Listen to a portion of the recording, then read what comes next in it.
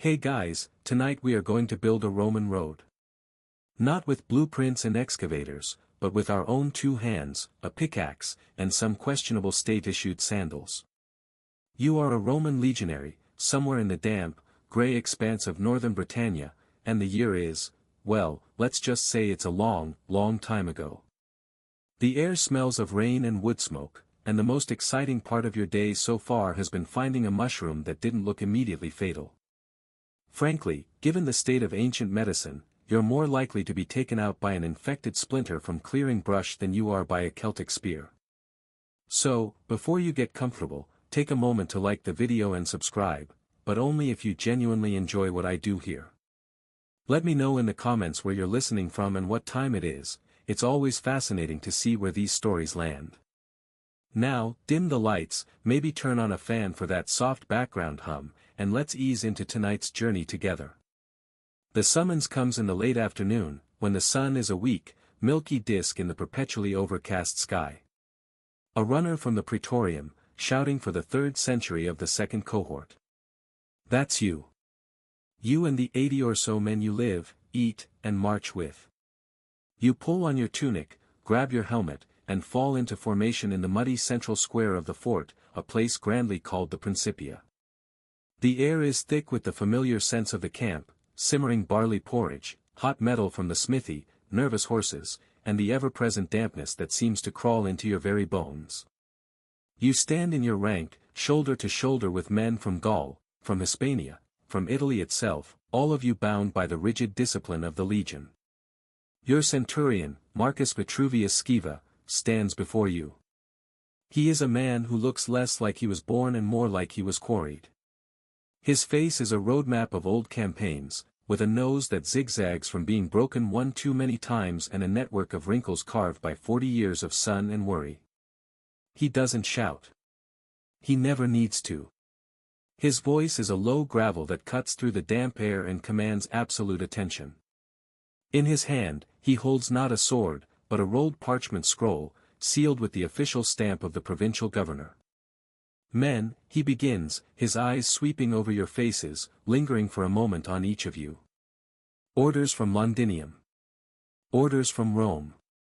A ripple of anticipation goes through the line. Is it a new campaign? A push further north into the misty lands of the Picts? Are you being redeployed to the German frontier where the real action is? Scaeva lets the silence hang for a moment, a small, cruel smile playing on his lips. He's enjoying this. He unrolls the parchment with a theatrical slowness. We are not marching to war, he says, and you can feel a collective, unspoken sigh of relief from the men around you. But the relief is short-lived. We are bringing the war to the land itself. We will tame it. We will civilize it. We will build a road. A low murmur spreads through the ranks, quickly silenced by a glance from the centurion. A road. Not a campaign, not a glorious battle, but a road. You feel your heart sink down into your leather boots, your caligy. You didn't join the legions to be a ditch digger. You joined for the promise of glory, the respect of the eagle standard, and the pension, a nice plot of fertile land to retire on after 25 long years of service. This feels mundane. Insulting, even. This fort, Scaeva continues, pointing a thick finger towards the dreary northern gate, is a boil on the backside of the world. 50 miles west, Fort Deva Victrix is another. Between them lies nothing but swampland, impassable forests, and rebellious tribes who think the dampness gives them an attitude. We are going to connect them. We will build a highway of stone, a via militaris, so that supplies, messengers, and, if need be, the entire 20th Legion can move from one to the other in less than 2 days. And there it is. The primary, unvarnished truth of Roman roads. They weren't built for the convenience of merchants selling pottery or for families going on holiday. They were instruments of power, designed for one core purpose, the rapid and efficient movement of the military. The famous saying that all roads lead to Rome was less about a geographic destination and more about a strategic reality. All roads allowed Rome's power to project outwards, to any corner of the empire, with terrifying speed. You look past the centurion, out towards the wall of dark green forest that marks the edge of the cleared land around the fort. It looks solid, ancient, and utterly indifferent to the ambitions of men. The idea of carving a dead straight line through that wilderness seems not just difficult, but impossible. An act of arrogant madness. But you are a Roman soldier, and your job is not to question the sanity of the orders, but to execute them. Skiva rolls the parchment back up. You will be issued new tools tomorrow at sunrise. Your gladius will stay sheathed. Your new weapon is the delabra. The military pickaxe. You can almost hear the collective groan this time. Some wit down the line whispers, trading my shield for a shovel, and a few men chuckle nervously. It's a joke, but it feels painfully true. It's a well-known, if little discussed, reality of a legionary's life. The army was the empire's construction arm as much as its fist. Historians still argue whether the average legionary viewed this engineering work as a welcome respite from the terror of battle, or as a tedious, back-breaking form of punishment for periods of peace. Standing here, in the cold drizzle, it feels very much like the latter. You're dismissed. The formation breaks, and you trudge back towards your barracks block. You share a tent made of goat leather with 7 other men. It's cramped, smelly, and your designated corner is your only private space in the world. As you sit on your straw-stuffed pallet, you think about your pay. The modest salary of a legionary, from which the army generously deducts the cost of your food, your boots, your bedding, and even the fees for the burial club that will ensure you get a decent cremation if you don't make it to retirement. Building this road won't earn you an extra denarius. It's just part of the unwritten job description, the fine print you never got to read. Outside, the rain begins to fall a little harder, a soft, persistent drumming on the taut leather of the tent. You lie back, the weight of the coming months, maybe years, of labor settling upon you. The image of that endless, dark forest fills your mind. The dream of the road has already begun. Sleep doesn't offer much of an escape. You dream of endless, straight lines and the disapproving face of your centurion, Marcus Skiva. The blast of the bucina, the camp horn, wakes you and the other 7 men in your tent before the sun has even bothered to show up. The air is cold and carries the familiar promise of more rain. You pull on your coarse woolen tunic, shivering, and the mood in the barracks is even more grim than usual. There's no sharpening of swords this morning, no practicing of shield formations. There is only a breakfast of barley porridge, the consistency of which suggests the cook is more of a minimalist artist than a chef, and a long, uncertain wait. Around mid-morning, a small party arrives through the main gate. They don't march, they stroll. There are 4 of them, and they are immediately, obviously different. They aren't soldiers. Their tunics are cleaner, made of a finer wool, and they carry no armor. Instead, they carry a collection of strange, almost delicate-looking instruments made of wood and bronze. They have the soft hands and self-satisfied expressions of men who are paid to think, not to sweat. These are the grammatici, the surveyors. The architects of the road, and, for the next few years, the architects of your misery. Your century is assigned to them. Not to work, not yet, but to assist and protect. You are their guards, their porters, their audience. The lead surveyor, a slender man named Lucius Cornelius Optatus, addresses your centurion with a familiarity that makes you uneasy. They speak in a rapid, educated Latin that's a world away from the colloquial slang of the barracks. Then, the procession begins.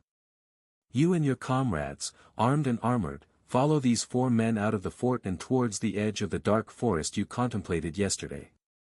Lucius Cornelius walks to a spot your centurion pointed out, nods to himself, and his assistants begin to unpack their equipment. The first instrument they set up is the one that gives them their name, the groma. It's a deceptively simple-looking device. A long vertical staff is driven firmly into the ground. Atop it is a horizontal wooden cross that pivots. From the end of each of the 4 arms hangs a plumb line, a piece of string with a cone-shaped bronze weight, a perpendiculum, at its end. Lucius squints, adjusting the cross until it's perfectly aligned. It looks less like a scientific instrument and more like a strange piece of modern art someone left in a field. His two assistants, who he refers to as his decempitors or 10-footers, walk ahead, carrying long measuring rods marked in feet and tall sighting poles painted with bright red and white bands. Lucius crouches, closing one eye, and peers along the plumb lines of the groma, using them to create a perfect right angle. He shouts an order, his voice thin and reedy compared to your centurion's gravelly tone. To your left, Gaius. Half a foot. No, you idiot, my left. The assistant 100 yards away shuffles his sighting pole. This process is repeated again and again. It is painstaking. It is methodical. And for you, standing guard with a heavy shield on your arm and a helmet on your head, it is incredibly, soul-crushingly dull. The wind picks up, causing the little bronze plumb bobs to swing gently, forcing them to stop and wait for them to become perfectly still again. The gentle, rhythmic swing, back and forth, is almost hypnotic. This is the very foundation of Roman engineering philosophy. The surveyors prized straightness above all else. They were taught to impose a rational, geometric order upon a chaotic natural world.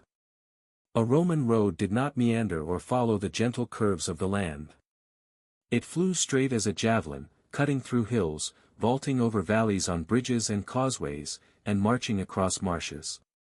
To the Roman mind, the straightest path was not just the most efficient, it was a statement of dominance. It told the landscape, and anyone living in it, that Rome did not adapt. Rome conquered. After marking out a few hundred feet, Lucius calls for the chorobates. This device is even more peculiar. It's essentially a 20-foot-long wooden plank with legs at each end, like a giant, low workbench. In the top surface, a long, narrow groove is carved. An assistant carefully pours water into the groove from a water skin. Lucius and his team then huddle around it, squinting and arguing in low murmurs, nudging the legs until the water sits perfectly flush with the top of the groove, indicating that the plank is perfectly level. It's the world's most elaborate and important spirit level, and they treat it with the reverence of a holy relic. You watch them, leaning on your spear, and can't help but notice a faint animal track weaving through the woods just a few feet away from their painstakingly straight line. It curves around a thicket of thorns and avoids a marshy patch of ground. It's a path of least resistance, worn smooth by generations of deer. Historians still argue whether these surveyors sometimes followed the general course of pre-existing local tracks or if they always imposed entirely new, mathematically perfect lines upon the landscape. Looking at Lucius, a man who seems personally offended by the existence of a single curve, you feel you know the answer. They are ignoring the easy path for the Roman path. Here's a quirky little tidbit for you, these surveyors weren't just engineers, they held a semi-priestly status. Modifying the earth, cutting into it, and changing its form was considered a sacred act. Before he drives the very first wooden marker stake into the turf, Lucius murmurs a short, quiet prayer, a plea to the genius loci, the spirit of the place, to appease it for the violence they are about to inflict upon the land. It's a small, fleeting gesture, a nod to old superstitions in the face of imperial engineering, a quiet acknowledgement that they are treading on forces older than Rome. The day ends. The light begins to fail, and the surveyors pack up their precious instruments. You look back at their work. A thin, fragile line of white-tipped stakes, barely a few hundred yards long, disappears into the gloom. It seems like a pathetic amount of progress for a full day's work. But this line is the blueprint. It is the ghost of the road to come. And tomorrow, you and your comrades will be given the tools to turn that ghost into a scar upon the land. The digging begins at sunrise. The next morning, there is no more waiting. The horn screams before dawn, and you are marched out of the fort in full marching order, not towards a battlefield, but back to that thin, delicate line of white stakes you guarded yesterday. The surveyors are already there, of course. Lucius Cornelius stands with his arms crossed, a look of critical impatience on his face, as if the forest has personally offended him by simply existing. He sips something steaming from a small metal cup, looking for all the world like a wealthy landowner inspecting a troublesome garden. You and your comrades are halted. The command is given to stack your shields and spears. Then, from a heavy wagon, the quartermaster begins to issue the tools of your new trade. You are handed a heavy, ill-balanced felling axe with a crude iron head and a worn wooden handle. To another man goes a two-man saw with wicked-looking teeth. And to you, and most of the others, is handed the delabra. It's the standard-issue military entrenching tool, a versatile pickaxe with one pointed fluke and one broad blade. It is heavy, brutally functional, and it feels deeply wrong in your hands, which are trained to hold the perfect balance of a gladius. Your centurion, Skiva, wastes no time. He points his vine staff, the symbol of his rank, at a towering, ancient oak tree that stands directly in the path of the first white stake. He locks eyes with a burly legionary from Gaul, a man who probably wrestled trees for fun as a child, and simply nods. The man spits on his hands, hefts his axe, and takes a swing. The sound is sharp, shocking in the morning stillness. A loud, wet thwack that echoes through the trees, sending a flock of birds scattering into the gray sky. It's followed by another, and another. And then the forest erupts into a cacophony of noise as the entire century gets to work. The rhythmic chop of axes, the grinding rasp of saws, the thud of pickaxes into soil, and the low grunts of men putting their entire bodies into the effort. This is the new music of your life, the monotonous percussion of destruction. The work is harder than you could have imagined. It's not just the big trees.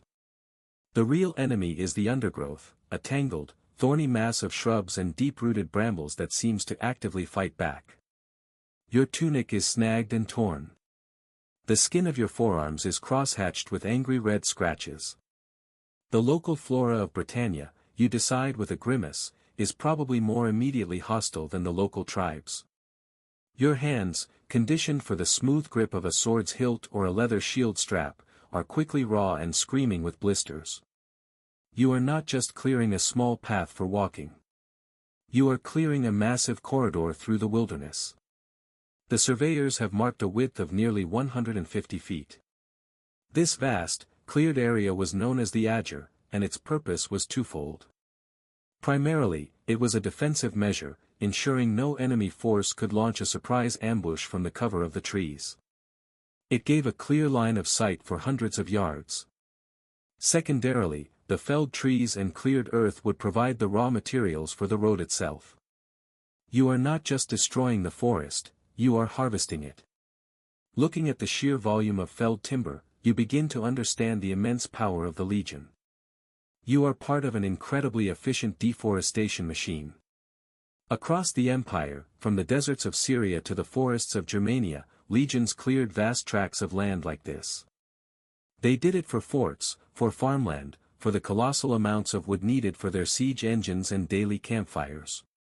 It was a slow, deliberate process that, over generations, had a staggering environmental impact, permanently altering the landscape of entire provinces. You, with your simple axe, are an unwitting agent of continental climate change. Suddenly, a problem. A huge granite boulder, half buried in the earth, sits directly in the path. It is far too large to be moved by brute force.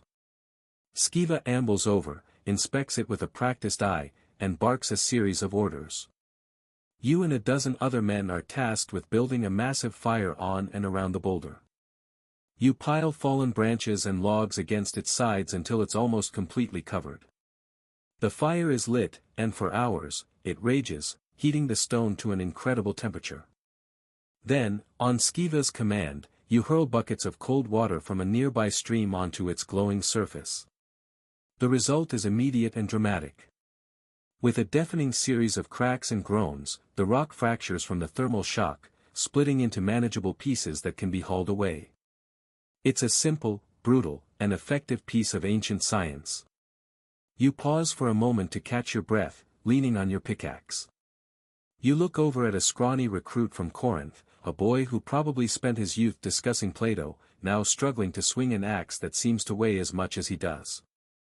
Meanwhile, a mountain of a man from a farm in Hispania is on his hands and knees, meticulously pulling up stubborn roots one by one.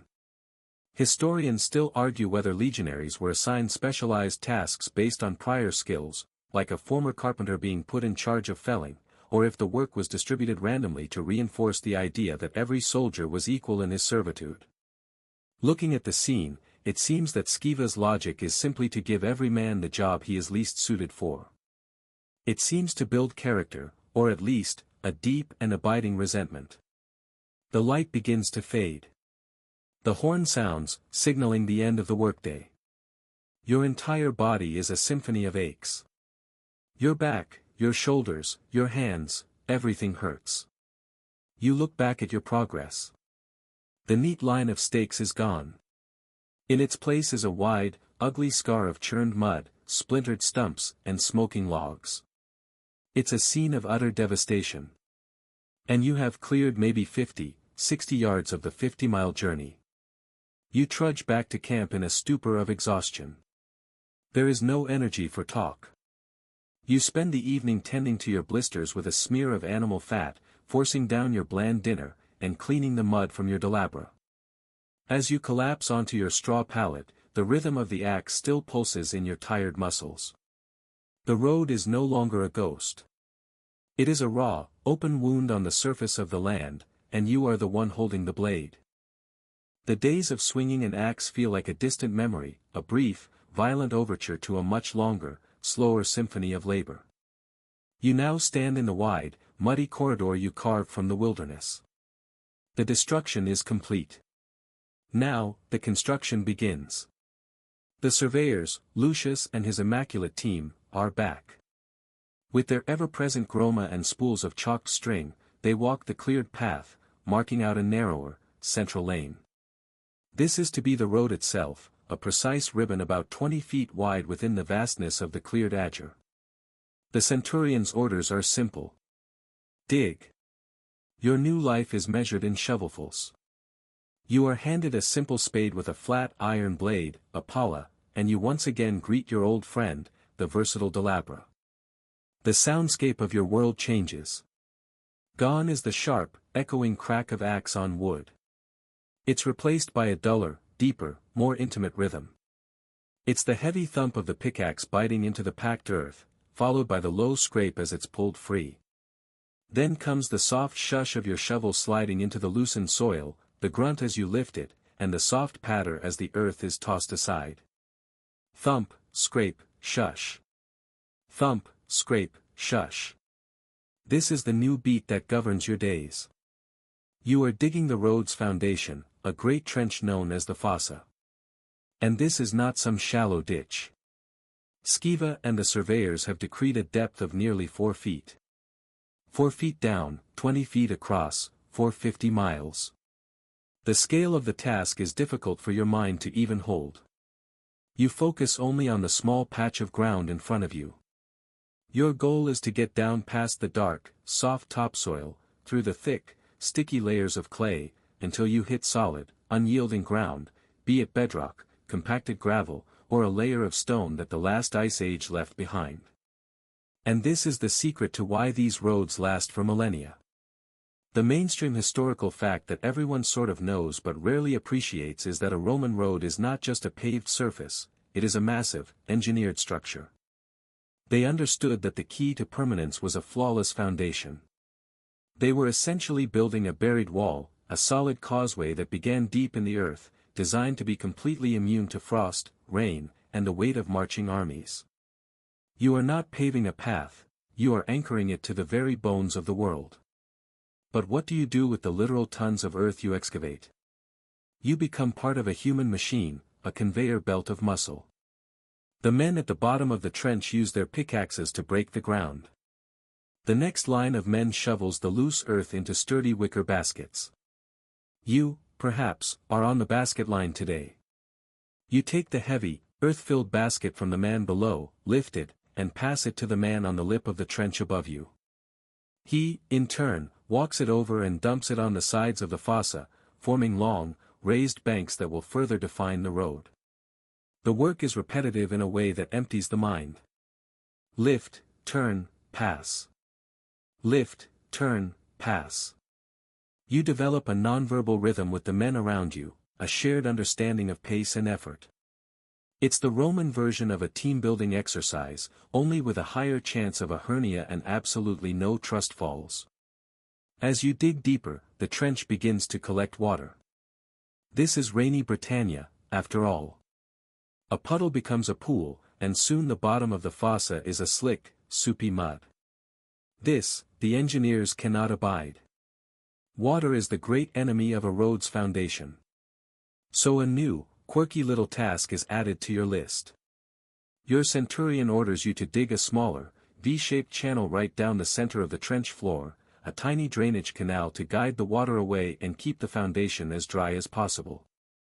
It's a small detail, an almost obsessive level of foresight, but it speaks volumes about their relentless pursuit of permanence. They weren't building for next season, they were building for the next century.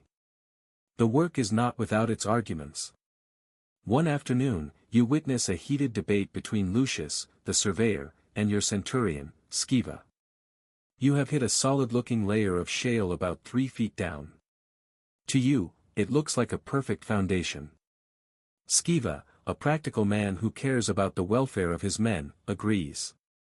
But Lucius, clutching a wax tablet that likely holds his engineering manual, insists you must go another foot deeper. The regulations are unambiguous, he states, his reedy voice full of indignation. Sceva points at the ground with his vine staff and grunts, the ground is unambiguous. Historians still argue whether the precise depth and layering of Roman roads were standardized by military manuals across the empire, or if they were frequently adapted by pragmatic army engineers based on local terrain. Watching your two superiors argue, one for the rulebook, one for reality, you see this debate play out in real time. In the end, as always, the man with the fancier tunic wins. You keep digging. The horn blows to end the day. You are caked in mud, your tunic stiff with it. Your muscles, which had just gotten used to the strain of swinging an axe, now scream from the new agony of constant lifting and shoveling. You look back at your work. A long, deep, perfectly rectangular ditch stretches back towards the fort. In the fading light, it looks less like the beginning of a road and more like a vast, empty grave waiting to be filled. The progress feels agonizingly slow. You have moved mountains of earth, one basket at a time, to create a whole. Back in your tent, you don't even have the energy to complain. You scrape the worst of the mud off your legs and fall onto your pallet. As sleep begins to claim you, the sound in your mind is the relentless rhythm of the digging. The heavy thump. The low scrape. The weary lift. The road is now a void, an absence. And your job, starting tomorrow, will be to fill it. The digging is done. For now. The great, empty trench, your fossa, lies waiting, a long, clean wound in the earth, dug to the precise and exacting standards of Lucius the surveyor. The relentless rhythm of thump, scrape, and lift has finally ceased. A new, heavier silence has settled over the work site, broken only by the chirping of birds who seem to be cautiously investigating the long scar you've carved through their territory. Your body, which had finally grown accustomed to the particular agony of shoveling, now braces for a new form of torment. The void must be filled. Your new job title is quarryman. You and your entire century are dispersed into the surrounding landscape, fanning out across the damp hillsides and along the banks of the nearby stream. Your task is to find stone. Not neat, squared-off blocks from a proper quarry, but raw, natural stone. You pry them from the earth with your delabra and crowbars, you wrestle them from the cold grip of the stream bed, your feet numb in the frigid water. The stones are awkward, heavy, and infinitely varied. Some are rounded and smooth, the size of a loaf of bread, others are jagged and sharp, as large and unwieldy as a sleeping sheep. You learn the geology of this small patch of Britannia through pure muscle and strain. You feel the rough, gritty texture of sandstone, the surprising weight of a chunk of granite, the sharp, flinty edges of slate. Getting the stones from where you find them to the edge of the trench is a monumental task in itself. For the smaller ones, you stuff them into the same wicker baskets you once filled with earth. For the larger ones, 2 men might use a crude wooden hand barrow, or a stretcher made from timber and cowhide. For the truly monstrous ones, it is a matter of brute, unglamorous force, a team of men, grunting and cursing in a half-dozen languages, rolling and dragging the rock over the uneven ground. It is an organized, slow-motion chaos. A great, sprawling army of ants, each dutifully carrying a piece of the world back to the nest. Then comes the real work. You are no longer on the banks, but down in the trench itself, a place that is now your entire world. The stones are passed or lowered down to you. Your job is to place them. This is the first and most foundational layer of the road, the statumen. And it is an art form. You take a heavy, irregular stone, turn it over in your hands, feel its weight and shape, and then find the one perfect place where it locks into its neighbors. It is a colossal, three-dimensional jigsaw puzzle. You use a heavy wooden mallet to tap a stone into a snug fit, the hard clack of stone on stone replacing the earthy sounds of digging.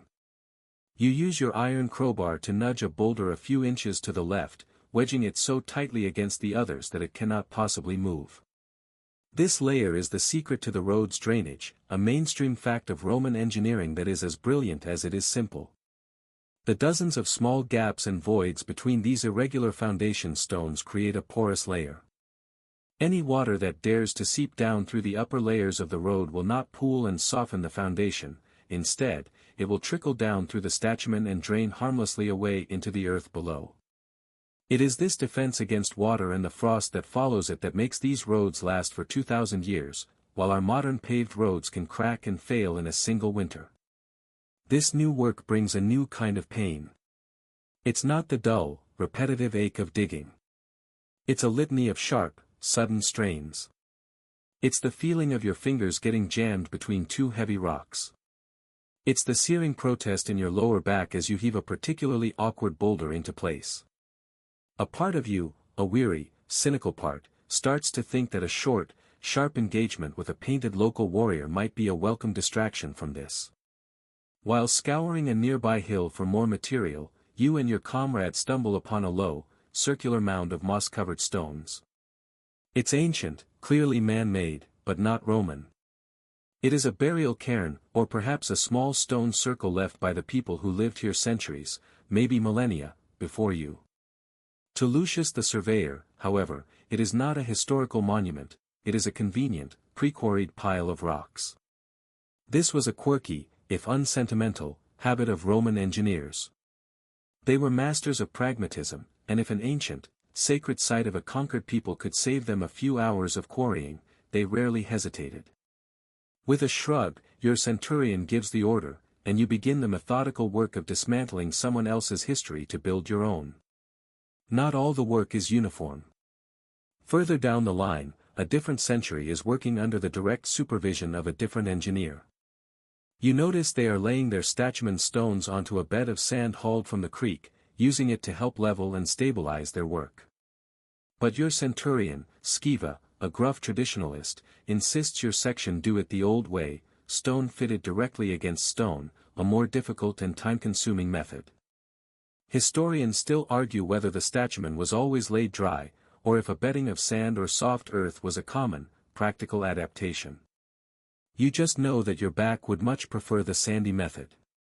The sun finally begins to set, casting long shadows into the trench. You climb out, your hands raw, your tunic torn. The bottom of the fossa is no longer empty. It is a solid floor of gray, brown, and white stone, a rugged, interlocking mosaic of strength. It looks permanent. It feels permanent. You have only completed a 100-yard section, a tiny fraction of the total length, but for the first time, you have not been destroying. You have been building. As you collapse into your tent, you can still feel the phantom weight of stone in your arms. The empty void of the road has its first bone, a deep, solid spine upon which everything else will be built. You stand at the edge of the trench, your shadow stretching long in the morning light. Below you lies your handiwork, the statumen, a solid floor of massive, interlocking stones. It is a testament to brute force and careful placement, a rugged landscape in miniature. But it is uneven, a surface of peaks and valleys, full of gaps that could compromise the integrity of the road. Your work here is to tame that landscape, to smooth it over, to fill the voids. A new phase of labor has begun. Your task today is not to find new, massive stones, but to create a different kind of material.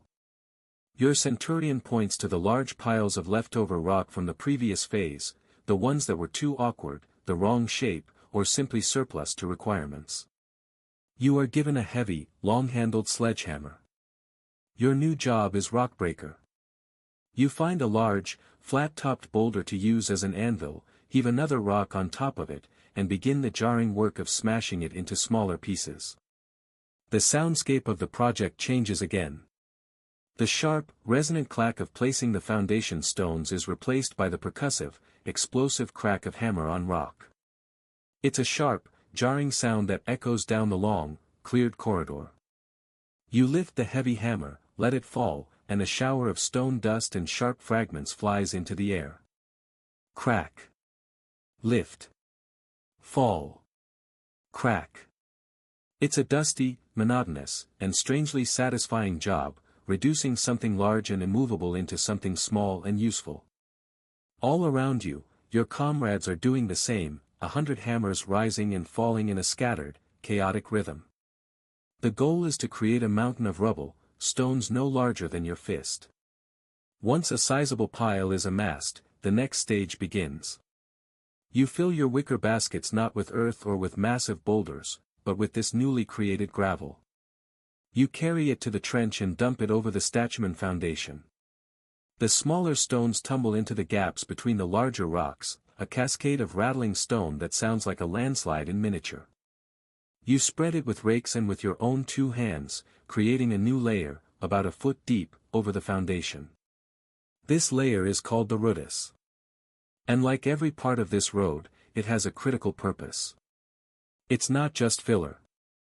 This is the mainstream fact that elevates Roman engineering from simple construction to a science. The rudis layer acts as a load-bearing intermediary.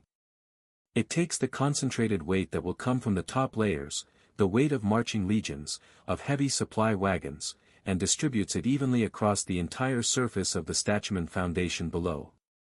No single foundation stone bears too much pressure. It's a simple concept, but it's vital for ensuring the road doesn't sink or develop weak spots over time. Of course, just dumping the rubble in isn't enough. It must be compacted until it is almost a solid mass. And for this, you are given a new instrument of torture, the tamper.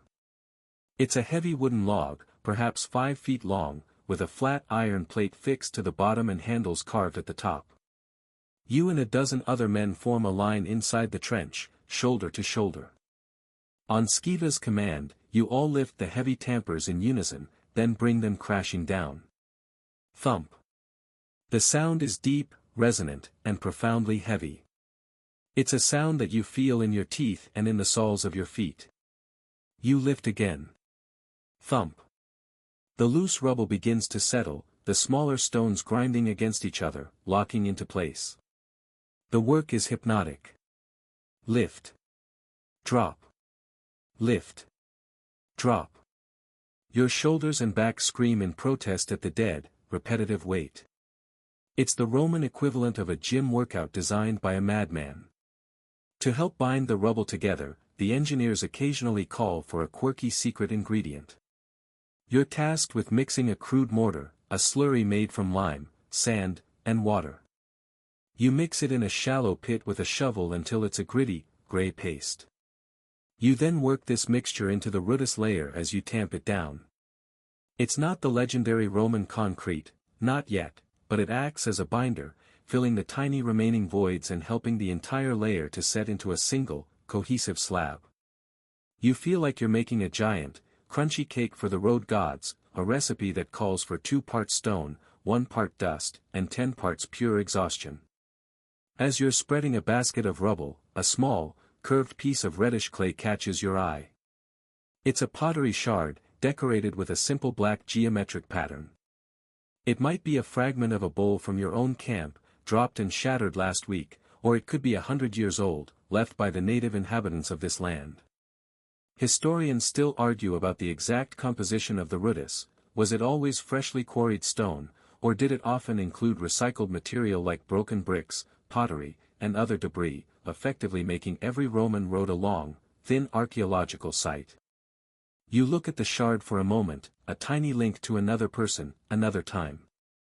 Then, you cover it with the next shovelful of gravel. It vanishes, a small secret now entombed forever in the heart of the road. The sun bleeds across the western sky. The horn sounds. The day is done. You climb out of the trench, your arms vibrating from the shock of the tamping. The rugged, uneven floor of the statumen is gone. In its place is a hard, flat, and remarkably level surface of compacted rubble. The road is gaining thickness, gaining substance. It is no longer a skeleton. With the rudis layer, it is starting to gain flesh. As you drift off to sleep, the rhythmic cracking of hammers and the deep, resonant thump of the tampers provide a new, heavy lullaby. The world in the trench is now flat. The compacted rubble of the rudis layer has created a hard, level foundation, a blank slate waiting for the next stage of its transformation. The jarring work of smashing rocks and the bone-shaking rhythm of the tampers are done. Today, you are not a destroyer or a filler of voids. Today, you become an alchemist. You are going to make stone. The work begins not in the trench, but at a series of carefully prepared stations nearby. Here, the ingredients for the road's heart are being gathered. The first is lime, a substance you learn to treat with immense respect. Days ago, your comrades built a simple kiln, a stone-lined pit called a calcarea, where they baked local limestone for days on end, a long, slow process that roasted it into a crumbly, unstable material called quicklime. Now, water is added. The reaction is immediate and violent. The mixture hisses and steams, boiling without a fire, emitting a sharp, caustic smell as the quicklime slakes, transforming into a fine, white powder of hydrated lime. It is dangerous, capable of burning skin, and you handle it with care. The second ingredient is the aggregate, vast piles of sand and fine gravel, laboriously sieved to remove any large stones or clumps of earth. And then there is the third, the magic ingredient. This is the secret to Roman power, more so than the sword or the shield. In Italy, they have a special volcanic ash called pozzolana, which creates a concrete so strong it can set underwater. Here in damp Britannia, there are no volcanoes. But the Roman engineers, with their centuries of accumulated knowledge, have found a local substitute. They have taken the local clay, baked it, and crushed it into a fine powder. This, they have discovered, has similar properties. This is the mainstream fact that defines Roman construction, the discovery of pozzolanic reactions. They learned that mixing this active ingredient, be it volcanic ash or fired clay, with the lime created a chemical chain reaction. The silica and alumina in the ash reacted with the calcium hydroxide in the slaked lime and water. It didn't just dry, it formed new, interlocking crystalline structures. It created a substance as strong as, and in many ways more versatile than, natural stone.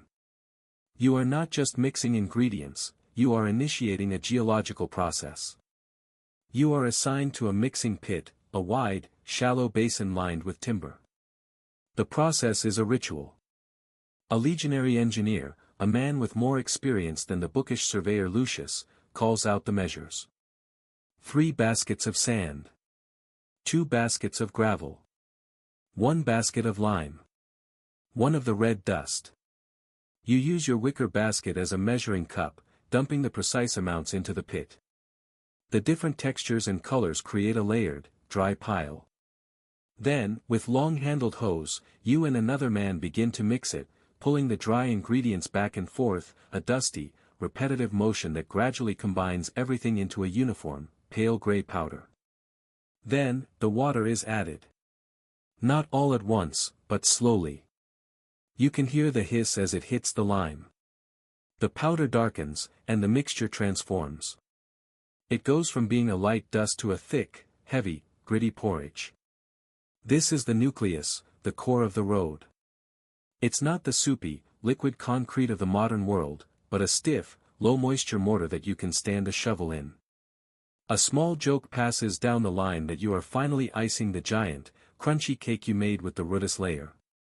As you mix, you notice the aggregate isn't just sand and gravel. It's full of reddish specks. This is another quirky, practical trick of Roman engineering. They discovered that adding crushed bricks, pottery, and roof tiles, a material they called opus signinum, made the final concrete stronger and significantly more waterproof. So, another team of legionaries has been tasked with smashing up any leftover or broken tiles from the fort's bathhouse, a form of industrial-scale recycling that wasted nothing. Those little red specks are a testament to Roman frugality and ingenuity. Of course, not every mixing pit is identical. Yours is run by the old, experienced engineer who trusts his gut.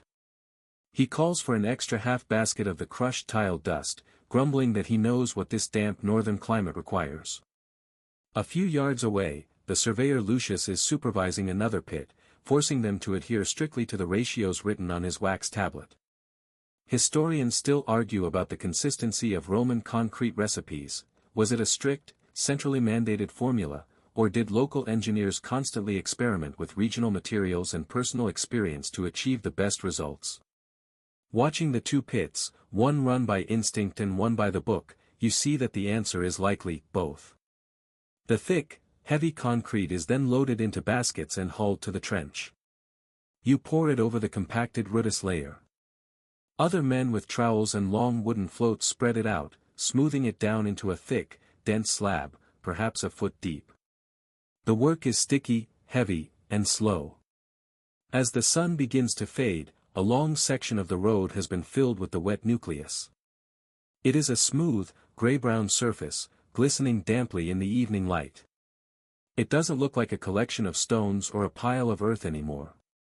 It looks like a single, unified, deliberate creation. The engineers declare that it must now be left to cure, to silently work its chemical magic. For the first time in what feels like an eternity, you have a day of lighter duties to look forward to tomorrow. You spend an hour cleaning the stubborn, sticky concrete from your tools and skin. As you fall into your cot, your muscles are tired but not screaming. There is no phantom rhythm of work in your mind. There is only a deep, quiet sense of waiting, listening to the silence as the heart of the road you are building slowly, molecule by molecule, turns itself to stone. The waiting is over. The heart of the road has hardened. You walk out onto the nucleus layer, and it no longer yields under your sandals. It is a solid, man-made conglomerate, a vast, gray, unscarable plain of stone that has set as hard as the bedrock you were trying to reach weeks ago. The road now has its skeleton of rock, its flesh of rubble, and its concrete heart. It is time to give it a skin, a final, durable hide to face the world. This means you are a quarryman once more, but your mission has changed. You are not searching for any random stone or rubble. You are on a hunt for the best. Your centurion, Sciva, and the ever-present surveyor, Lucius, direct you to an outcrop of dark, dense rock, basalt or perhaps a hard granite, a few miles from the camp. This stone is tougher, more resistant to wear, and harder to work than anything you've dealt with before. Large slabs are split from the rock face using iron wedges and sheer manpower, then laboriously dragged back to the work site on heavy wooden sledges. Now, you become a mason. The brute force of the quarry and the rhythmic labor of the construction line are replaced by a need for precision and patience. You sit on the ground, a rough slab of basalt in front of you, a hammer and a set of iron chisels in your hand. Your task is to shape this irregular slab into a paving stone, a paver. You must create a top surface that is as flat as possible, while carefully angling the sides so that each stone will fit snugly against its neighbors, like pieces of a puzzle. The sound of your work is no longer the dull thud of a tamper or the wet slosh of concrete. It is a high-pitched, sharp tink, tink, tink, as your chisel chips away at the hard stone. It's a sound that requires focus, a delicate touch amidst a world of brute force. You feel the vibration in your hands with every tap of the hammer. It's the most intricate, detailed work you've done yet. It's the arts and crafts portion of your legionary service, a chance to create something with precision instead of just moving it. All around you, dozens of your comrades are doing the same, creating a constant, light, metallic ringing that fills the air. Once a supply of these polygonal paving stones is ready, the final layer begins. A thin bedding of fresh mortar or clean sand is spread over a section of the cured nucleus. You then carefully take one of the heavy, shaped pavers and lower it into place. You wiggle it, settling it into the mortar bed. You place another next to it, fitting the angled sides together so tightly that you can barely slip the blade of a knife between them. You use a wooden mallet to gently tap the stone, ensuring its surface is perfectly flush with its neighbor. It is slow, deliberate, and deeply satisfying. Now for the brilliant, mainstream fact of Roman road building that ensured their longevity above all else, the camber. After all this effort to get the foundation perfectly flat and the layers perfectly level, you are now told to deliberately build a curve into the final surface. The road must be slightly crowned, with the center being a few inches higher than the edges. To check this, your centurion has you place a long, straight wooden plank across the road's width. He then holds up a plumb line in the center. The small gap between the bottom of the plank and the road surface at its edges shows the subtle, but crucial, curve. It seems absurd. You work for months to achieve perfect flatness, only to be told to make it lumpy at the end. But the purpose is genius. This slight arch ensures that any rainwater striking the road will not pool on the surface but will immediately run off to the sides and into the drainage ditches you dug what feels like a lifetime ago. On a steeper section of the road, you're given an even more peculiar task. After laying the pavers, you are told to take a chisel and carve two shallow, parallel grooves down the length of the road, spaced apart by the standard width of a cart's axle. These are rutways. This quirky feature, which can look like natural wear and tear to a modern eye, was a deliberate design choice for high-traffic areas. The ruts acted as guides for the wheels of heavy wagons, preventing them from sliding sideways in the rain and making the journey safer. It's another layer of ingenious, practical thinking. As you run your hand over the finished surface, you feel the texture. It's mostly flat, but it still has the natural, gritty feel of the stone. It provides good grip. Historians still argue about the final surface finish of these roads. Were they left with this natural texture, which was ideal for grip on the frontier, or were they sometimes ground down to be smoother and more comfortable for the chariots and pedestrians of a great city? Here in Britannia, you suspect no one is concerned about a smooth ride. They're concerned with not slipping in the endless drizzle. The sun sets, its orange light washing over the landscape. You stand back and look at your work. It is no longer a construction site. It is, for the first time, unmistakably a road. A solid, gray, immovable ribbon of stone, locked tightly together, curving gracefully across the land. The layers of effort, the sweat, the aches, the sheer tons of material you have moved are all hidden now, sealed beneath this final, crowning layer, the summa crusta. You step onto its surface. It feels eternal under your feet. As you trudge back to camp, you know that tomorrow, you will begin the whole process again on the very next section, but tonight, you can sleep knowing you have given the road its skin. For weeks, your world has been the road itself, a cycle of digging, filling, and paving on relatively flat, forgiving ground. The ribbon of stone you have laid behind you is a proud, straight line, a monument to organized labor. But the world is not flat. Today, the neat line of the surveyor's stakes has led you to the bank of a small, but fast-flowing river. The water, brown and chilly, rushes over a bed of smooth stones. On the far side, the line of stakes continues without deviation, disappearing into the trees. The road does not go around. It goes over. Your first task is to get your feet wet. Under the direction of a stern-faced military carpenter, a Faber, you wade into the cold current. You are building the foundations for a simple, sturdy wooden bridge, a pons.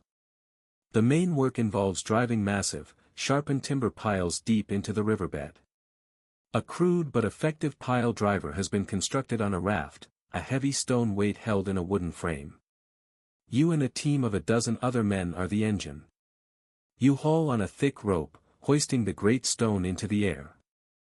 The foreman yells, the rope is released, and the weight comes crashing down onto the head of the timber pile. Thump. Splash. The sound is heavy, final. Water and mud spray into the air. You haul on the rope again, your muscles straining, your sandals slipping on the wet rocks of the riverbed. Hoist. Wait. Release. Thump. Splash. It is a slow, powerful, hypnotic rhythm. The pile is driven a few inches deeper with every blow. You do this for days, creating 2 sets of solid timber piers that stand like stubborn sentinels in the middle of the rushing water. This is a mainstream, practical fact of Roman military expansion.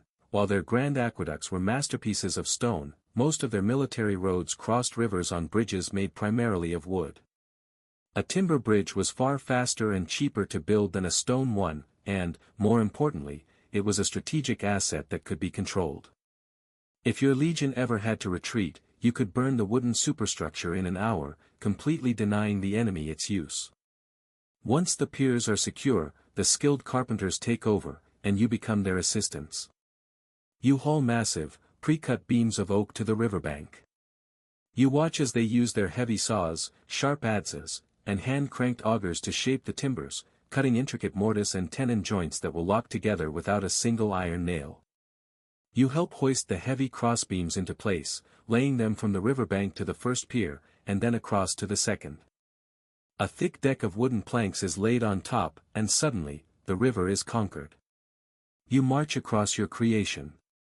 It feels solid, substantial. But the moment of triumph is brief. The road on the far side rises to meet a steep, rounded hill that sits directly in your path. And once again, the line of stakes shows no deviation. The road does not go around. It goes through. You are now engaged in the colossal task of cut and fill. The orders are to carve a deep channel directly through the highest point of the hill. You start at the top, your trusty delabra and shovel in hand, and begin digging downwards. It is the same work as digging the original fossa, but on a far grander scale, and on a steep, awkward slope. The earth you excavate is loaded into wicker baskets. But it is not discarded. You become part of another human conveyor belt, passing the baskets down the hill to the low-lying ground at its base. There, another team takes the earth and uses it to build a raised causeway, an adger. You are bringing the low ground up. The cut from the hill is literally filling the valley. It's a perfectly balanced system of excavation and construction. Nothing is wasted. You can't help but chuckle at the sheer, absurd ambition of it. You are literally moving a hill from one spot to another, one basket at a time. It's the Roman form of landscaping, just with significantly more grunting and a complete lack of ornamental shrubbery. To prevent the steep sides of your cutting from collapsing inwards, you are taught a new skill, building a retaining wall. This quirky, practical feature is made without a speck of mortar.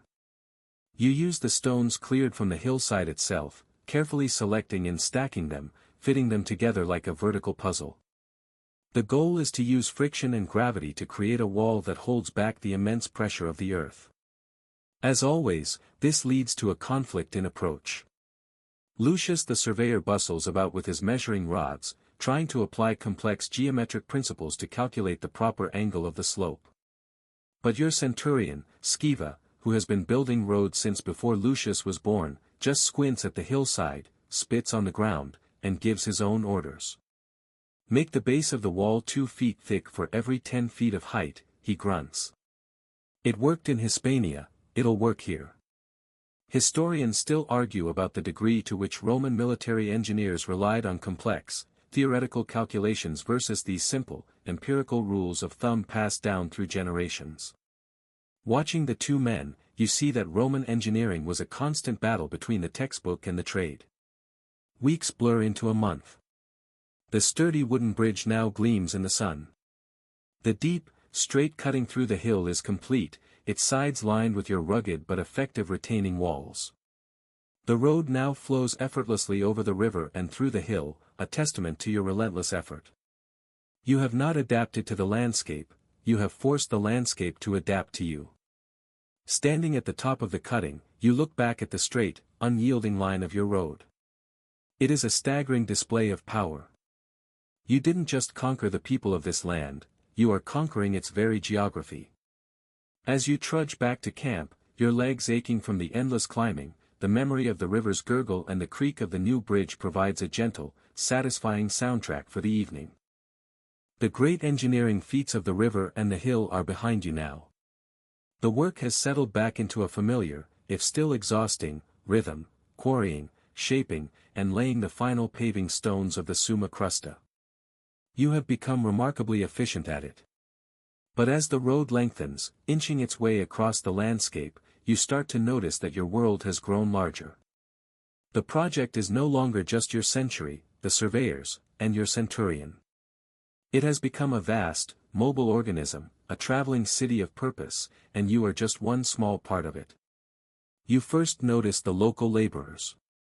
They are a tribe of Britons, their lands now bisected by your unyielding straight line. Dozens of them have been conscripted, or perhaps hired for a wage that is little more than symbolic, to perform the most grueling, unskilled tasks. You see them far ahead of your paving crew, clearing brush and felling the smaller trees. You see them hauling endless wicker baskets of gravel for the rootless layer, their bare feet calloused and muddy. They are wiry, tough people, with wary eyes that watch your every move. They wear rough-spun wool tunics in earthy shades of brown and green, and they speak a language that sounds like the flowing of the nearby river, a soft, musical tongue completely alien to your harsh, clipped Latin. And this is a key, mainstream fact of how Rome built its empire. While the legions were the core, the army made extensive use of local labor. This practice, known as corvée, freed up the highly trained legionaries for more skilled work and security detail. It was a brutally efficient system, a way of using the strength of a conquered people to solidify the very means of their conquest. You are a soldier engineer, they are simply subjects, put to work. Then there are the specialists, the fabbri. You worked with their carpenters on the bridge, but now you see their ranks have swelled. Masons, with their own fine sets of chisels and measuring tools, work alongside you, demonstrating faster techniques for shaping the pavers. They are Roman citizens, but not soldiers. They are career craftsmen who move from one great imperial project to the next, from a fort in Germania to an aqueduct in Gaul, carrying their skills with them. They have a particular swagger, a confidence that comes from knowing they are indispensable. The soundtrack to your day is now punctuated by a new, constant sound, the ringing clang, clang, clang of a hammer on an anvil. A mobile blacksmith's forge, complete with a large leather bellows and a charcoal fire that glows day and night, has become a permanent feature of the camp. The blacksmith, a massive, soot-stained man with arms as thick as tree limbs, is arguably the most vital man on the entire project. He sharpens the hundreds of dulled pickaxes and chisels each evening. He repairs broken tools, forges new iron braces for wagons, and shoes the officers' horses. His tent is a constant hub of activity, and he complains more than anyone, but you know that without him, the entire project would grind to a halt in a matter of days. He's more popular than the man who hands out the pay, mainly because what he provides is actually useful. And behind the scenes, an entire support crew keeps this machine running. There are the cooks in their smoky field kitchens, baking the dense, hard legionary bread, the panis militaris, in clay ovens dug into the hillside. There are the clerks in a large tent, the paper pushers of the ancient world, hunched over their wax tablets, meticulously tracking every basket of lime, every shipment of grain, every broken shovel. In this diverse crowd, you notice a few quirky details. You see a soldier whose shield carries a slightly different emblem, a charging boar instead of your cohort's lightning bolt. He is part of a vexillatio, a special detachment sent from another legion entirely, a specialist engineering unit brought in to bolster your numbers. This road is so important that the army has assembled a custom task force to see it done. There's a clear, unspoken hierarchy to this mobile town. The Roman citizens, legionaries, surveyors, specialists, are at the top.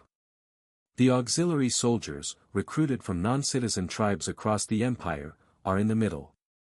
The local British laborers are at the bottom. You rarely speak to them, separated by language and status. Yet, a strange, silent camaraderie of shared labor exists. Historians still argue about the nature of the relationship between Roman soldiers and local conscripted workers. Was it one of constant tension and brutal coercion, or did a pragmatic, even respectful, working relationship develop on these years-long projects? One hot afternoon, you see one of the British laborers stumble from exhaustion. Without thinking, you hold out your water skin. He looks at you, his eyes full of suspicion, but his thirst wins. He takes a long drink, hands it back with a grateful, almost imperceptible nod.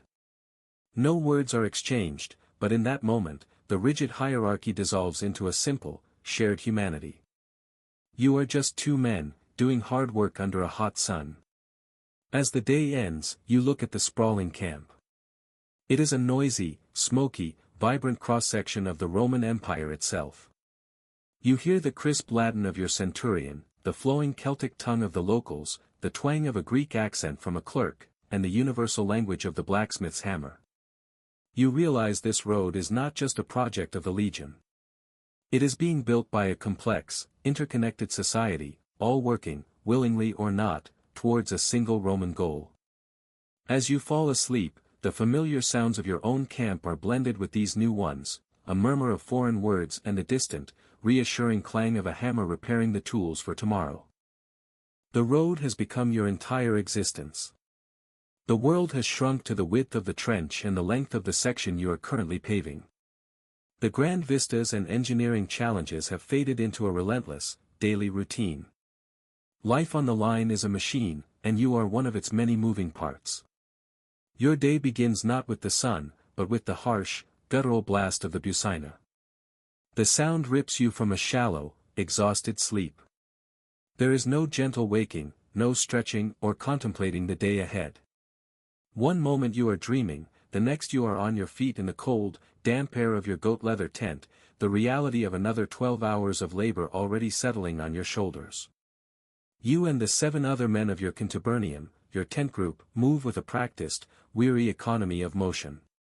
Hygiene is a brisk, functional affair. A splash of icy water on your face from a communal basin. You scrape the grime from your skin not with soap, but with a curved metal tool called a strigil, if you're lucky enough to have one that hasn't been lost or bartered away. Then comes breakfast, the culinary low point of a day that will have many. It is porridge or pulmentum, a thick, gray, gritty paste of boiled wheat or barley. It is bland, heavy, and has the approximate flavor and consistency of wet sand. It is designed not for pleasure, but for fuel, a dense mass of carbohydrates to get your muscles moving. You pull on your armor. Even though you are construction workers, you are soldiers first. The discipline of the Legion never wavers. Your helmet, your greaves, your segmented chest plate, the lorica segmentata, and your sheathed gladius are all checked and secured. Then you march out to the work site. The work itself is a state of mind.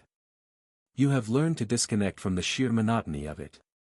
Whether you are shaping pavers with a hammer and chisel or setting them into the mortar bed, you enter a trance of pure physical repetition.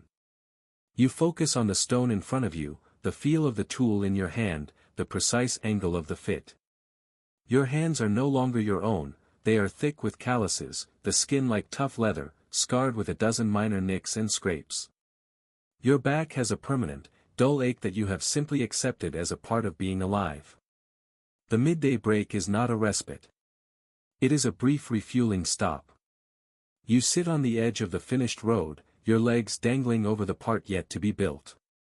The meal is brought from the camp, a chunk of the Legion's signature hard bread, the panis militaris, which is dense enough to stop a stray arrow, a handful of salt-cured olives, and maybe a small wedge of hard, pungent cheese.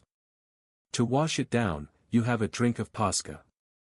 This is the mainstream, practical fuel of the Roman army, the ancient world's answer to a sports drink. It's a mixture of cheap, sour wine vinegar and water, often with a little salt and some herbs mixed in.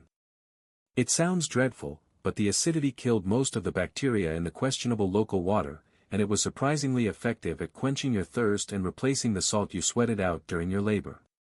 Discipline on the line is absolute and ever-present. Your centurion, Skiva, stalks the length of the work site, his vine staff, the vitus, held firmly in his hand. This is not merely a symbol of his rank, it is an instrument of persuasion. A soldier caught slacking, or who lays a paver unevenly, can expect a sharp, stinging rap across the shoulders or the back of the helmet. Yesterday, you saw a new recruit drop a heavy paver on his foot. As he howled in pain, Skiva stood over him, not with sympathy, but with cold fury. "The road does not care for your foot," he bellowed. "The pain will pass. A poorly laid stone is forever." This discipline has a darker, quirkier side. Minor offenses, like complaining too loudly, might earn you a week of cleaning the camp latrines. A more serious offense, like losing a tool, could see you punished with flogging or put on half rations. The ultimate punishment, for something like falling asleep on sentry duty, was the terrifying fustuarium, a sentence where the offender was beaten to death by the men of his own century. The message was clear, the unit, and the mission, was everything.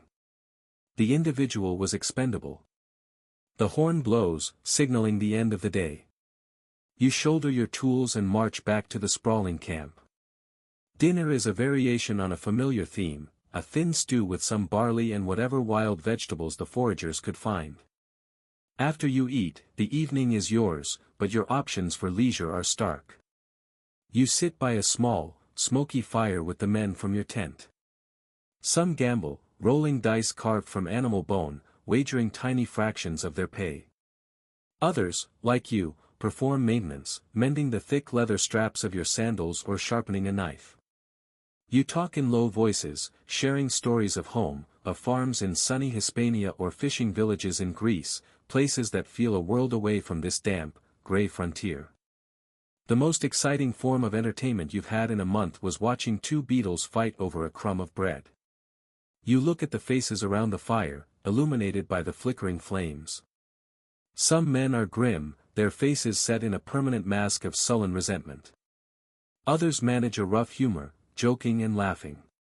Historians still argue about the morale of legionaries during these long, tedious construction projects. Did the brutal discipline and endless labor lead to a simmering, dangerous discontent, or did the shared hardship and the act of creating something so tangible and permanent foster a unique, powerful sense of pride and unit cohesion? Looking at your comrades, you see that both are true. You are all miserable, and you are all in it together.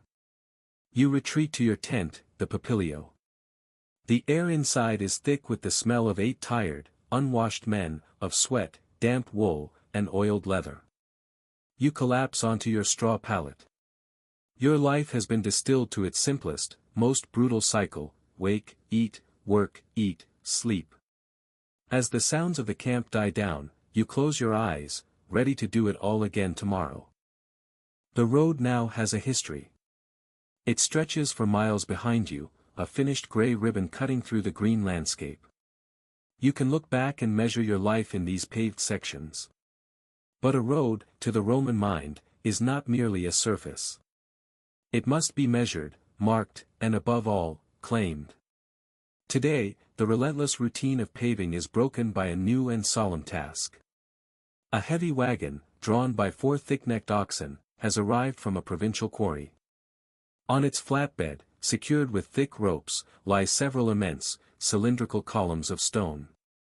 They are milestones, the miliaria. They are brought to the side of the road, and you get your first proper look at one. It is a massive pillar of rough-hewn sandstone, taller than you are and nearly 2 feet thick. It is not the polished marble of Rome, it is a rugged, powerful, frontier stone. You run your hand over its coarse surface, feeling its immense weight and permanence. This is not just a marker, it is a statement. For this special task, a new specialist has arrived in camp.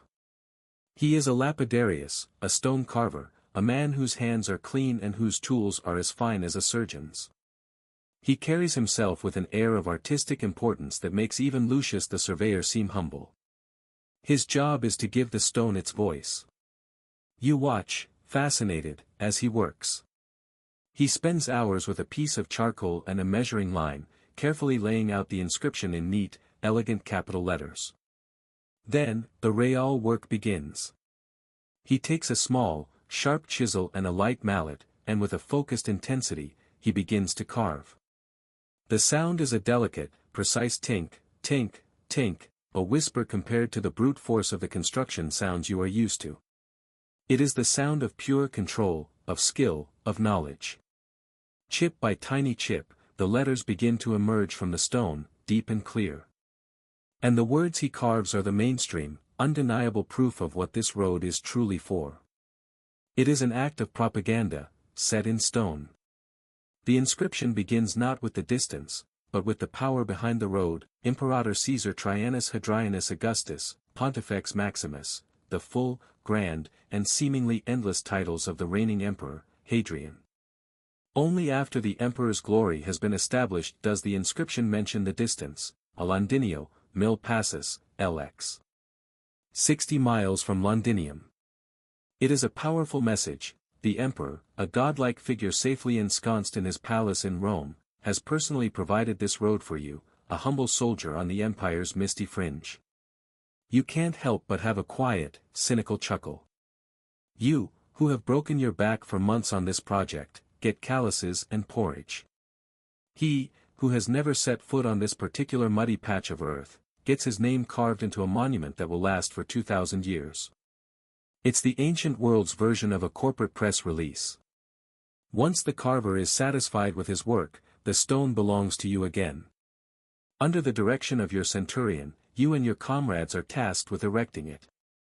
First, you must dig a deep, wide hole on the shoulder of the road, at the precise 1-mile mark the surveyors have indicated. Then comes the monumental effort of raising the pillar. You use a complex system of thick ropes, wooden levers, and a sheer A-frame crane. It is a slow, tense, and dangerous operation. You and 20 other men pull on the ropes, your muscles straining, your feet digging into the earth for grip. The great stone rises slowly, ponderously, into the air. Skiva barks orders, guiding it, until with a final, coordinated heave, it slides into its hole with a deep, satisfying thump. You spend the rest of the afternoon packing the base with rocks and earth until it is immovably secure. As you work, you think about a quirky tidbit the know-it-all surveyor once mentioned. All the thousands of milestones, on all the thousands of miles of road across the entire empire, were theoretically measured from a single point, the Milliarium Aureum, the golden milestone, a gilded bronze monument that stood in the heart of the Roman Forum. This rough stone pillar you are wrestling into the mud of Britannia is a direct, physical link to that glittering monument. It is a stone umbilical cord, connecting this remote outpost to the very center of the known world.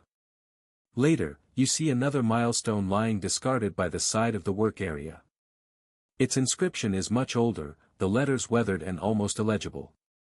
The name on it is for a different emperor, now long dead and out of favor. Historians still argue about this practice.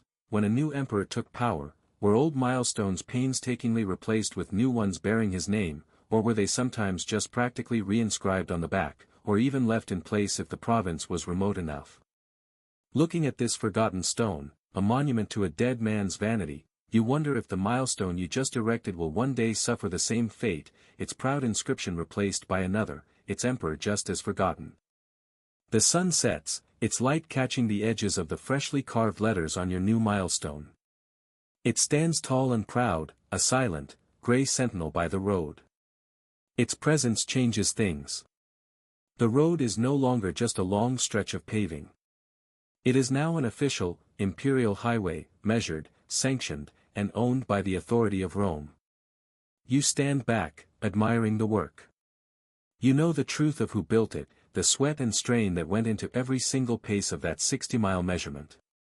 As you trudge back to camp for your evening meal, the stone pillar stands silhouetted against the purple sky, a quiet, enduring witness to your labor. A new energy buzzes through the camp, an unfamiliar mix of anxiety and anticipation. The work has paused. For the past 2 days, you have not been a builder, but a cleaner. You have been tasked with sweeping the surface of the finished road with rough brooms made of bundled twigs, scrubbing stains from the milestones, and ensuring the drainage ditches are perfectly clear of debris. Every ounce of your back-breaking labor over the last year is being primed and polished to look as effortless and perfect as possible. A rumor, which started with the clerks and spread like wildfire through the barracks, has proven true: an official is coming. A very important official, from Londinium. He is coming to judge your work. You see his party arrive mid-morning, a small, dark speck on the horizon, traveling down the very road you have built. It's not an army, but a small, self-important procession. A handful of cavalrymen as an honor guard, their helmets and spear tips glinting in the sun. A few aides on horseback. And in the center, a fancy, enclosed litter, electica, carried on the shoulders of 8 massive, sweating slaves, moving with a smooth, practiced gait. You and your entire century are ordered to stand at attention on the road's shoulder, your tools stacked neatly, your shields polished. The procession glides to a halt. The litter is lowered gently to the ground, and a servant draws back the curtain. The man who emerges is the living embodiment of everything you are not. He is soft, pale, and draped in a dazzlingly white toga with the broad purple stripe of a senator. He moves with a slow, deliberate grace, a man who has never known a moment of physical hardship in his life. This is the curator viarum, the curator of the roads. This is a mainstream, political fact of the Roman world. These monumental public works were not left to the army alone. They were overseen by high-ranking senators and magistrates from Rome. It was a prestigious and powerful appointment, a way for a politician to gain glory and prove his administrative skill. This man's job is to ensure the emperor's money has been well spent and that the road is worthy of the imperial stamp. He exchanges a few quiet, formal words with your centurion, Scaeva, who stands so stiffly he looks as though he might crack. Lucius the surveyor looks physically ill with nervousness. Then, the inspection begins. The official starts a slow, methodical walk down a long stretch of your finished road. His aides, your officers, and the engineers follow at a respectful 10-pace distance.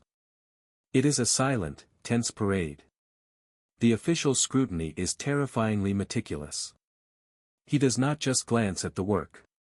He stops at random intervals, running the sole of his expensive leather sandal over the join between 2 paving stones. He has an aide produce a 10-foot measuring rod, the desempita, and checks the road's width. He crouches, with a slight grimace of effort, to peer at the finish of the curb stones. He inspects your work with the kind of focus you usually reserve for trying to spot a weevil in your morning porridge. The only sounds are his occasional low murmur to an aide, and the frantic scribbling of a clerk on a wax tablet, noting down every observation. The tension is unbearable. You stand stock still, your eyes fixed forward, but you feel his presence as he passes. Everyone is holding their breath. A harsh word, a dissatisfied frown from this man could be a catastrophe. It could mean your centurion is disciplined. It could mean the project is declared substandard. Worst of all, it could mean you are forced to tear up a section of your own backbreaking work and do it all over again. Having paced the surface, the official orders a heavy supply wagon to be brought up. He has it driven back and forth over the section he was just inspecting, his eyes narrowed, watching for any sign of sinking, any hint of a weak spot in the foundation you so laboriously laid. The wagon's wheels rumble on the stone, the sound echoing in the silent, nervous air. The road holds firm. Finally, he stops at a section where a single paving stone is missing, a space left deliberately empty by the masons. One of his servants brings forward a perfectly shaped paver, on which the legion's emblem, a lightning bolt, has been subtly carved. This is a quirky, ceremonial flourish, the ancient equivalent of a ribbon cutting. The official, with some token assistance, places this final stone into the gap himself. It is his personal stamp of acceptance, a symbolic act of completion. The road is now officially his achievement. As you watch him, you see that for all his meticulous checking, his face betrays a kind of bored duty. He seems more interested in the performance of the inspection than the results themselves. Historians still argue about the true nature of these official inspections. Were they rigorous technical assessments conducted by experts, or were they often just political theater, a necessary formality so the senator could report back to Rome that he had personally guaranteed the quality of the work? Looking at the distant, self-important look in the curator's eyes, you suspect it is mostly theater. The inspection concludes. The official turns to your centurion. He gives a single, curt, satisfied nod. No praise, no speech. Just a simple gesture of approval. That is all. A collective, silent sigh of relief ripples down the line of soldiers. It is done. It has passed. The senator gets back into his litter. The procession assembles and departs, heading back toward the civilized comforts of Londinium, leaving you in a cloud of dust and residual anxiety. The ordeal is over. That evening, the mood in the camp is lighter than it has been in years. Skiva, in an unprecedented show of good cheer, authorizes an extra ration of Posca for every man. As you drink the sour wine, a genuine feeling of pride swells in your chest. Your work, your sweat, your endless aches and pains, it has all been judged by the highest authority in the province and found worthy. The road is not just a project anymore. It is a success. As you drift off to sleep, you feel a deep, satisfying sense of completion. The road is real, it is approved, and it is yours. The official's dust has long since settled. The strange, tense energy of the inspection has faded, replaced by a quiet sense of accomplishment. The 50-mile stretch of road is complete. Your work now consists of lighter duties, tidying the verges, reinforcing a drainage channel here and there, and otherwise enjoying a period of relative rest. You have spent more than a year of your life pouring sweat and muscle into this project, and now, in the strange stillness, you are waiting to see what happens next. One afternoon, as you are clearing loose stones from the shoulder, you hear a new sound. It's not a sound of construction, nothing you have heard before. It's a rhythmic, urgent sound, coming from far down the road you have just built. A sharp, clear clop clop clop clop. You look up and see a lone rider on a fast horse, galloping towards you. He is not a soldier. He wears a simple tunic and a leather cap, and has a heavy satchel strapped across his chest. The horse is lathered in sweat, its breath coming in ragged bursts, but it does not slow. This is your first witness, the road's first true traveler. He is a messenger of the cursus publicus, the imperial postal service. He is the physical embodiment of the empire's nervous system, a single nerve impulse firing along the new pathway you have created. He flashes past you in a blur of motion and a spray of dust, his face a mask of grim determination. He does not look at you. He looks only at the road ahead. This road is now a mainstream, functioning artery of the Roman state. The cursus publicus was a vast, state-run network of horses, riders, and way stations, designed to carry government messages and military intelligence with incredible speed. A network of small stations called mutations would be built along this road, each with a supply of fresh horses, allowing a messenger like the one you just saw to cover astonishing distances. Your road has just shrunk the province of Britannia.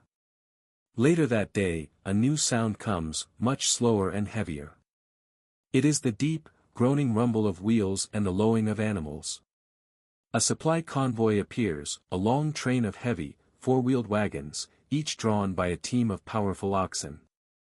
They are laden with barrels of grain, amphorae of wine and olive oil, and crates of tools and spare equipment, all heading for the next fort on the frontier. The wagons are driven by civilian teamsters, their shouts and whip cracks echoing in the air, while a small unit of auxiliary cavalry rides alongside as guards. Your road, which has known only the sounds of its own making, is now filled with the noise of logistics and commerce.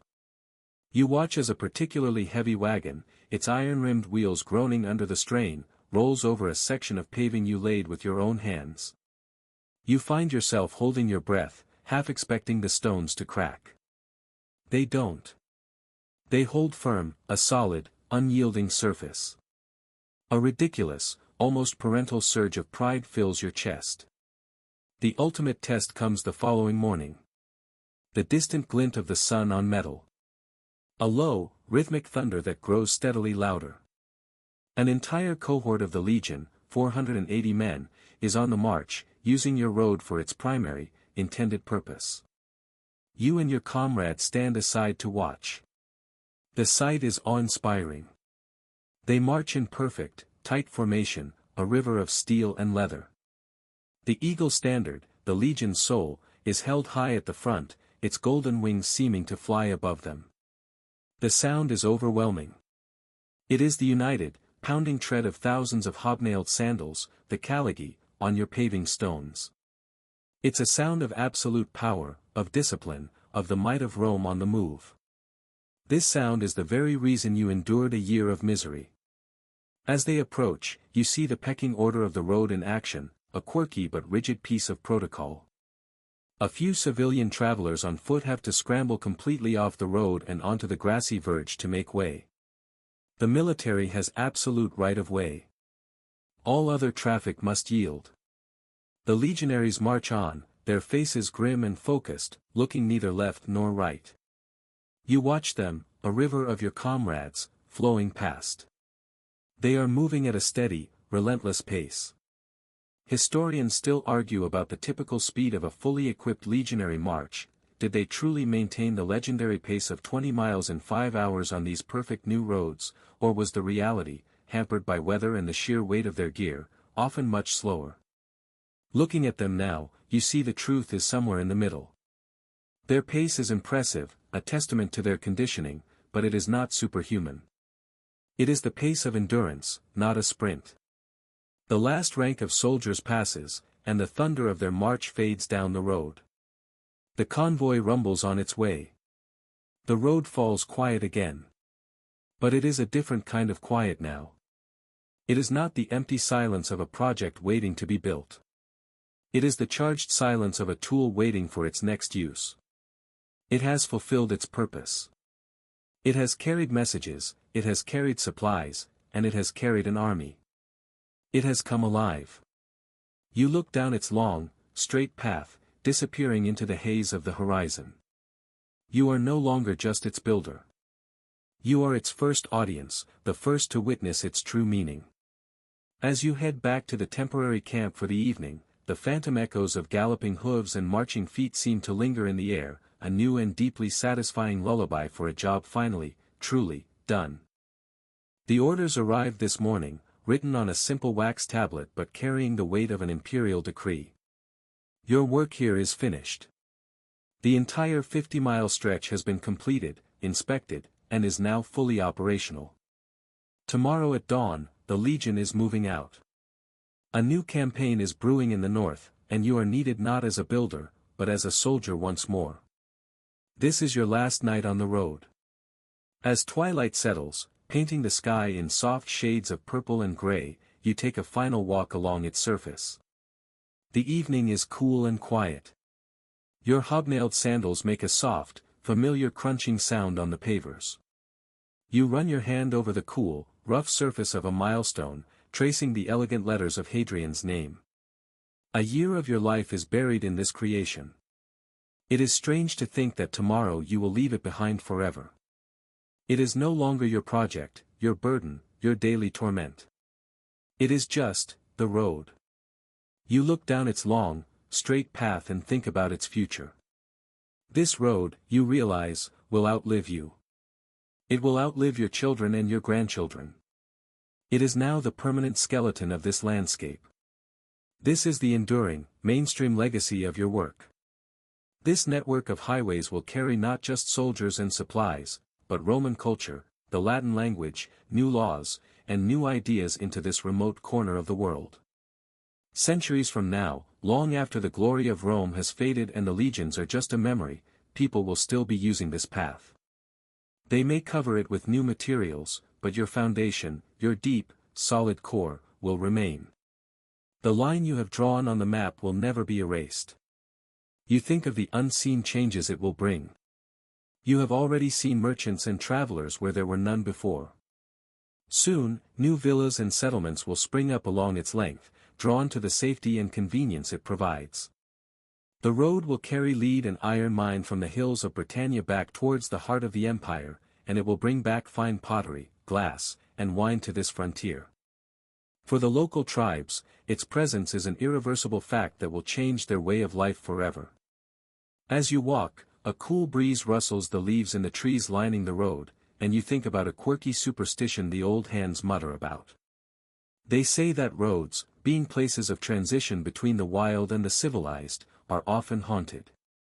They are home to spirits, the lemurs of the restless dead, and are protected by minor gods, the lares viales. You wonder if, 100 years from now, a traveler caught on this road after dark will tell a story about the ghost of a legionary, endlessly paving a section that is never finished. You hope, with a small smile, that the ghost in their story is described as being exceptionally handsome. The economic impact is also something to ponder. Historians of the future will argue about it, debating whether these great roads genuinely stimulated the local economies they passed through, or if they primarily served as extractive tools for the Roman state, one-way funnels to draw resources and taxes back to the core. You look towards a faint light in the distance, a new tavern that has sprung up near the fort to cater to the travelers your road has brought. Is the man who runs it better off? Or is he now simply a tiny, hopeful cog in a vast, impersonal economic machine? The answer feels complicated, lost somewhere in the growing darkness. You turn and head back to the camp for the last time. The tents are already being prepared for the march. Your comrades are quiet tonight, each man lost in his own thoughts.